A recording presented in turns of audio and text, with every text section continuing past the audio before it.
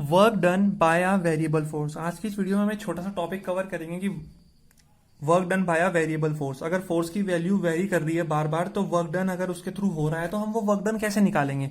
तो ध्यान रखना है कि work done bye a variable force in moving a object between 2 points. अगर एक वेरिएबल फोर्स जो है वो किसी ऑब्जेक्ट को एक पॉइंट से दूसरी पॉइंट तक ले जा रहा है, क्योंकि फोर्स लग रहा है, हालांकि उस फोर्स की वैल्यू कम ज्यादा होती जा रही है, तो वो इक्वल होता है उस एफ एक्स ग्राफ के एरिया के बराबर। ठीक है, अगर उस एफ एक्स ग्राफ में जो उन दो क्वांटिटीज के बीच का एरिया है उसके बराबर वो वर्क डन होता है। जैसे यहाँ पे फोर्स लगा, ए पॉइंट से बी पॉइंट तक बॉडी जा रही है, तो फोर्स कभी ज्यादा हो रहा है कभी कम हो रहा है, तो वेरिएबल फोर्स है। तो अगर हमें वर्क डन निकालना है इसके थ्रू, तो ये जो ग्राफ बनेगा इन दो पॉइंट्स के बीच में, इसका एरिया निकाल लेंगे। इसका एरिया जो भी होगा वही हमारा क्या होगा, वर्क डन होगा। और एरिया निकालने का तरीका होता है, ये कोई कंप्लीट फिगर तो है नहीं कि सर्कल है, ट्रायंगल है, रेक्टेंगल है, ट्रेपेजियम है, ये निकाल लेंगे एरिया। तो हम क्या करेंगे, इंटीग्रेशन करेंगे एफ डॉट डी एक्स, ए से बी तक या फिर x1 से x2 तक। ये ऑलरेडी हम डिस्कस कर चुके हैं, लेकिन इसे अलग से एक बार हम पढ़ लेते हैं, क्योंकि एनसीईआरटी में इसमें क्वेश्चन है कि वुमेन पुशेस अ ट्रंक वाला। ठीक है, तो देखते हैं कैसे निकालते हैं वर्क डन। चलिए, तो हमने क्या किया, हमने बोला कि भैया एक फोर्स है जो ए से डी तक लेके जा रहा है और एक ऑब्जेक्ट को। ठीक है, तो पहले उस फोर्स की वैल्यू क्या थी, कांस्टेंट थी, फिर फोर्स की वैल्यू इंक्रीज हुई, फिर फोर्स की वैल्यू डिक्रीज होगी। तो हमें टोटल वर्क डन निकालना है। तो अगर हमें वर्क डन निकालना है तो हम बोलेंगे वर्क डन जो होगा वो किसके बराबर होगा, वर्क डन बराबर होगा area under F S graph. अब एफ एस ग्राफ के अंदर जो एरिया होगा ए से डी तक का, वो क्या होगा, वर्क डन फ्रॉम 1 से 2 प्लस वर्क डन फ्रॉम 2 से 3 प्लस वर्क डन फ्रॉम 3 से 4 प्लस वर्क डन फ्रॉम 4 से 5।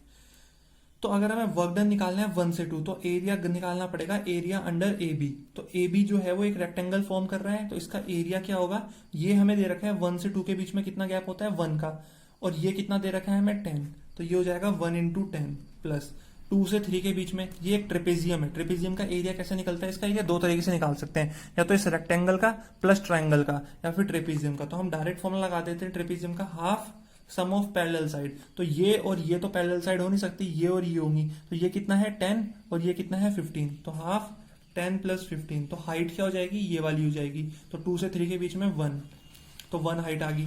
3 से 4 में जाना है, 3 से 4 में ट्रायंगल है, फॉर्मूला हो जाएगा हाफ बेस। बेस कितना है 3 से 4 के बीच में 1, और हाइट कितनी है 15, प्लस ये भी एक ट्रायंगल है, तो ये, लेकिन ये क्या होगा, ये माइनस होगा क्योंकि ये नेगेटिव डायरेक्शन में, तो माइनस का हाफ। नीचे वाले को, ओरिजिन से नीचे वाले को हमेशा माइनस करते हैं, ध्यान रखना है, ये भी पॉइंट ध्यान रखना है। हाफ बेस कितना है इसका, 4 से 5 के बीच में 1, तो 1 इंटू हाइट कितनी है इसकी 15,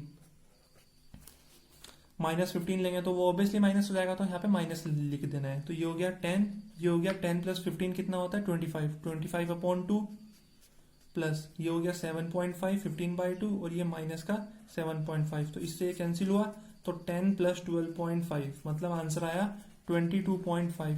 तो इतने जूल का क्या हो रहा है, वर्क डन हो रहा है। क्लियर हुआ। तो इस तरह से हम वर्क डन निकालेंगे बाय वेरिएबल फोर्स। जैसे हमारा एक एनसीईआरटी में क्वेश्चन गिवन है, क्वेश्चन क्या गिवन है कि a woman pushes a trunk on a railway platform which has a rough surface. ठीक है, रफ सरफेस है, she supplies a force of 100 newton over a distance of 10 metre. तो देखो हमने ग्राफ में उसको ड्रॉ किया कि 10 मीटर तक उसने कितना फोर्स अप्लाई किया, 100 न्यूटन का फोर्स अप्लाई किया। ये फोर्स बता रहा है, ये डिस्प्लेसमेंट, तो 10 डिस्प्लेसमेंट तक 100 न्यूटन का फोर्स अप्लाई हुआ, कॉन्स्टेंट फोर्स। समझ में आया। There after she get progressively tired, तो धीरे धीरे वो टायर्ड होने, थकनी शुरू होगी। तो थकनी शुरू होगी तो अगले कितने मीटर तक, then she applied for reduce linearly with distance to 50 newton. तो अगले 10 मीटर में वो क्या हुई, उसका जो फोर्स है अगले 10 मीटर में वो धीरे धीरे लीनियरली करके किस पे आ गया, 15 न्यूटन पे आ गया। देखो अगले 10 मीटर में वो ठीक किस पे आ गया, 15 न्यूटन पे आ गया फोर्स। क्लियर हुआ। अब the total distance by which the trunk has been moved is 20 metre, तो ये 10 है तो ये भी 10 है, 20 हो गया। तो plot the force applied by the women and the frictional force which is 15 newton. तो हमने प्लॉट तो कर दिया। Calculate the work done by the two forces over 20 metre.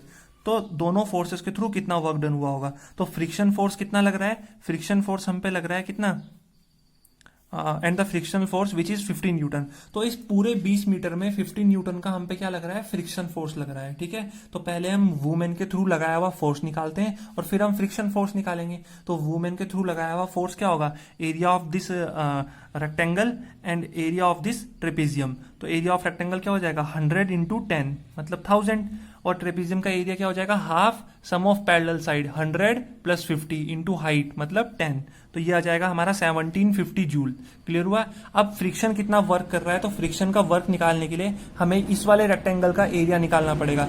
इस वाले रेक्टेंगल का एरिया कैसे निकलेगा, ये दे रखा है हमें 20 मीटर, कितना दे रखा है 20 मीटर दे रखा है, और ये दे रखा है 50। तो 20 इंटू 50 करेंगे -50 सॉरी, तो 20 इंटू -50 कितना आ जाएगा 1000 जूल आ जाएगा, माइनस का 1000 जूल। ठीक है, कितना आ जाएगा माइनस का 1000 जूल। तो अगर हमें बताना है टोटल वर्क डन, ठीक है, अलग अलग तो हमने निकाल दिया, टोटल वर्क डन कितना हो जाएगा 1750 में से 1000 माइनस कर देंगे तो 750 का टोटल नेट वर्क डन निकल रहा है। सॉरी टोटल नहीं, नेट वर्क कितना निकलेगा, net force, net work done 750 joule का। क्लियर हुआ। तो इस तरह से हम क्वेश्चन कर सकते हैं किसी भी वेरिएबल फोर्स के थ्रू वर्क डन निकालने के लिए। तो आई होप इतना जो कॉन्सेप्ट है वेरिएबल फोर्स का वो समझ में आ गया होगा।